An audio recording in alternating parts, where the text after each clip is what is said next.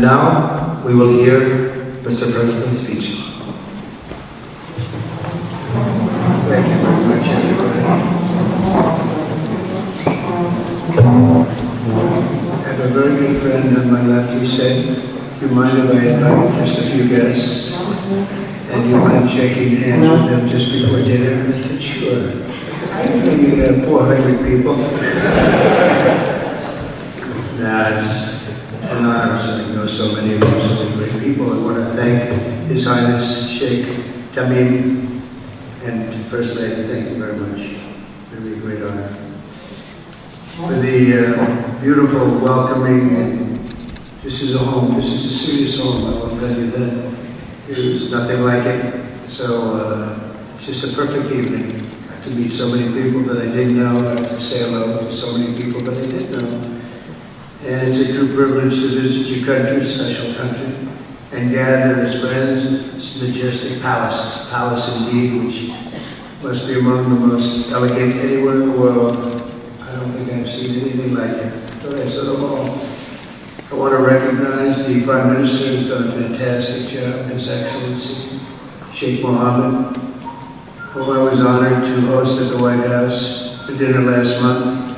Tonight, Qatar has returned the favor with unbelievable splendor and warmth.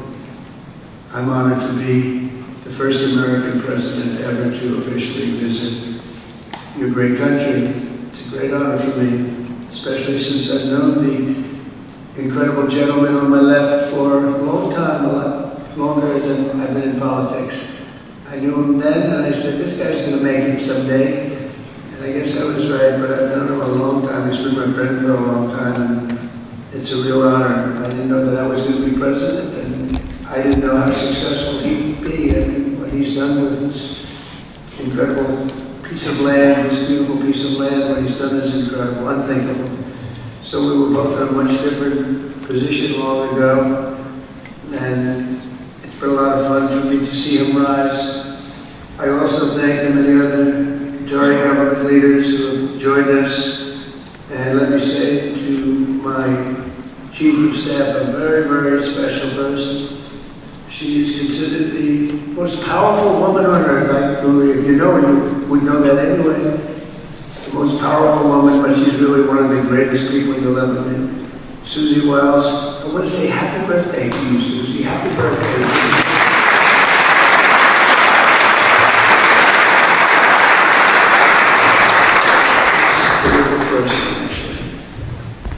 As I said in my address to the region last night in Saudi Arabia, the transformation that has taken place here in the Gulf with Gulf nations has been extraordinary, nothing less than extraordinary, as Qatar's development has been among the greatest of them all. Nobody's seen anything like it. Your country now stands as a hub of global commerce, acts as a key diplomatic force on the world stage, and has even hosted the World Cup. People said, oh, the World Cup is going, and by the way, Johnny's here, so next. Where's Johnny? Congratulations, Johnny, because you're going to be with us next. He's coming to the United States, actually. Thank you, great job you did, Johnny. The Emir is building a stunning legacy of economic progress, engineering marvels, what I've seen is incredible, and cultural attainment that should make this entire nation so very, very proud. They are proud. My friends that live there, they're so proud. You only have to look at the shimmering skyline of Doha, or the beautiful waterfront promenade, which I just looked at a little while ago. There wasn't a tree out of place. Everything's perfect. To understand Qatar's amazing path to modernization and prosperity, and you've done it all while honoring your heritage. You've always stayed with your heritage. You haven't given it up, maintaining your culture, embracing your national traditions. To the Emir, to the royal family, and to this entire nation, congratulations on a spectacular job. Well done. Congratulations, really something. As you can see from the extraordinary range of leaders and pioneers in this room, the biggest people on earth, most successful people, most powerful people. Everyone wants to come and witness what is happening right here. As president, I'm proud that our growing friendship is blossoming into a full-fledged economic and security partnership, as we've seen clearly on this trip. Because we're setting records on this trip, we're bringing a lot of investment back into the United States of America. It's coming back at levels never seen before. We've never seen anything like it. In 2 months, we've done more than anybody. I don't think there's ever been anything close. And that means into any country. In addition to our agreement that will lead to the $1.2 trillion in economic activity before we even start about the big Boeing deal and all of the other deals that we talked about today. We're pleased to supply your military with billions and billions of dollars in brand new equipment, and we're going to get a glimpse of some of it tomorrow morning at your military base, which is incredible, by the way. Earlier today, we were honored by the escort of 8 F-15s from your Air Force. And I will say that I asked the pilot of Air Force One, do we need them? And gave me a bad answer. He said, well, I'd rather have them. That wasn't really the answer I was looking for. Yeah, he said, no, this is just fun. This is just fun and games. He didn't say that. But here we are. But they are something. We're looking out the window. Everybody was amazed. It's a little disconcerting when you see a plane that goes 2,000 miles an hour. We're actually going 500 miles an hour as a string of the plane, but you look at it, you can read the pilot's name on his helmet, and it's pretty close. But they were great. They were great pilots. And it's fitting that you have chosen the mighty Falcon as a symbol of your nation, representing dignity and strength. That's what the Falcon represents. Our Qatari partners showed that spirit last weekend when you helped negotiate the release of the last living American hostage in Gaza, Egon Alexander. Hopefully this is a stepping stone for getting the rest of the hostages back, but that was something that you really did help us a lot. Steve Witkoff and Marco Rubio here. I want to thank you, Steve, Marco, and Scott, Howard. Everybody was involved. Put a lot of hostages back. They've all been involved. You're also working with us very closely with respect to negotiating a deal with Iran, which is the far friendlier course that you would see. 2 courses, there's only 2 courses. There aren't 3 or 4 or 5, there's 2. There's a friendly and a non-friendly. And the non-friendly is a violent course, and I don't want that. I'll say it up front, I don't want that. But they have to get moving. I hope the Iranian leaders understand that what you're doing, really what you're doing for them is a big favor. Your Prime Minister, your great leader, right here on my left, has been helping so much, and they respect them and they're listening to them. They have to get moving, and we both understand that. They have to make that decision. It's their decision. Because we want to see Iran do well, thrive, be successful, and everybody be happy. I know many Iranians living in New York and Washington, D.C., they're great people, and we want to have this end peacefully, not horribly. So I just want to thank Your Highness for that act of help. But we're really helping the region, we're helping the world, we're helping your country, and we'll try and get it done if we can. We're going to try and get it done. They have to move quickly, and I just hope Iran realizes what a good friend they have right here.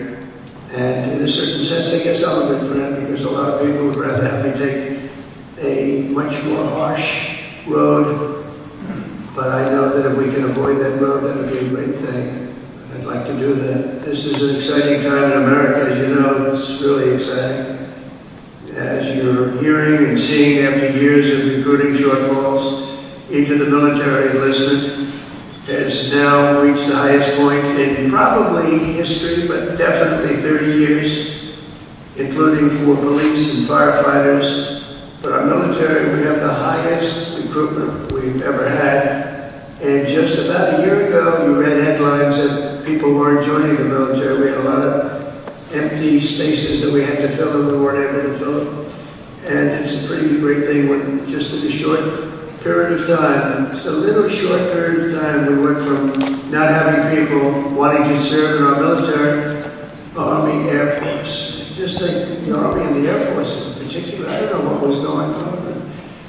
Navy, Marines, how about Space Force, Coast Guard, all great, but we couldn't get them, and now we have waiting lists to get in. So something happened.